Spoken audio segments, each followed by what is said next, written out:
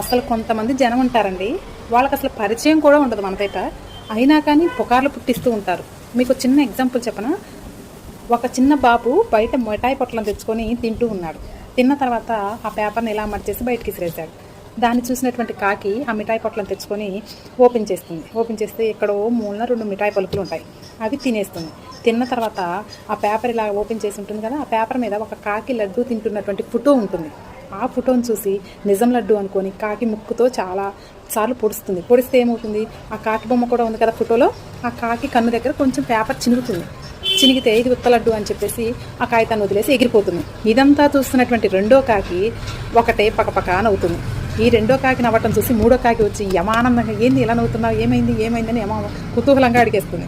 అప్పుడు ఆ మూడో కాకి రెండో కాకి ఏం చెప్తుందంటే, దాని పిచ్చితనం చూడు, నిజం లడ్డు అనుకొని ఆ కాకి ఫోటో చినిగేలాగా ఇలా ముక్కుతో పొడిచింది అని నవ్వుకుంటుంది. ఇప్పుడు మూడో కాకి నాలుగో కాకి దగ్గరికి వెళ్ళి వేరే కాకి దగ్గర లడ్డు అలా లాక్కోవటం తప్పు కదా అని చెప్తుంది. కానీ అది ఉట్టి పేపరు ఉట్టి లడ్డు అన్న మాత్రం చెప్పదు. అప్పుడు ఆ నాలుగో కాకి ఐదో కాకి దగ్గరికి వెళ్ళి అది వేరే వాళ్ళ దాని దగ్గర లడ్డూకు లాక్కుంటుంటే కన్ను కాడ పొడుచుకుందంట, కంటి వెంట రక్తం వస్తుందని చెప్తుంది. ఆ ఐదో కాకి ఆరో కాకి దగ్గరికి వెళ్ళి ఆ రక్తపు మరకలు నేను చూసానని చెప్తుంది. ఇంకో కాకి అయితే ఏకంగా అవి కన్నుతో పొడుస్తుంటే నేను అడ్డపడ్డందుకు నన్ను కూడా పొడిచిందని చెప్పేసి ఇంకో కాకి సానుభూతిని చూపించింది. అలా కాకులన్నీ కూడా మాటలు మారుస్తూ చివరికి ఆ మొదటి కాకిని రౌడీ కాకిలాగా ముద్ర వేసింది. తర్వాత అందరూ కూడా దాన్ని వెలివేశారు, మాట్లాడకుండా ఉన్నారు. ఇదంతా తెలియనటువంటి ఫస్ట్ కాకి వీళ్ళ దగ్గరకు వచ్చి స్నేహపూర్వకంగా ప్రవర్తించడం మొదలుపెట్టింది. వీళ్ళందరూ వెలేస్తూ ఉంటే మొహాలు తిప్పుకుంటూ ఉంటే ఏం చేయాలో అర్థం కాక ఒక చాట కూర్చొని బాగా బాధపడుతూ ఉంది.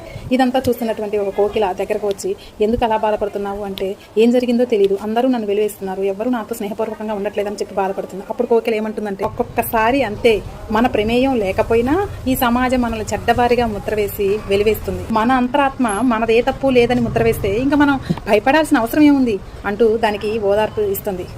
మన కళ్ళతో చూడకుండా మన చెవులతో వినకుండా ఎదుటి వ్యక్తి చెప్పేటటువంటి పుకార్లను నిజమని నమ్మటం, దానికి ఇంకా 4 జోడించి వేరే వాళ్ళకి చెప్పటం ఈ సమాజానికి మామూలైంది. పూర్తిగా పరిచయం లేని ఎదుటి వ్యక్తి గురించి ఇలాంటి పుకార్లు నిందలు వేయటం వల్ల ఒక మంచి స్నేహితుడిని మిస్ అవుతాం, ఎన్నో బంధాలు దూరం అవుతూ ఉన్నాయి. కాబట్టి జాగ్రత్తగా వ్యవహరించండి.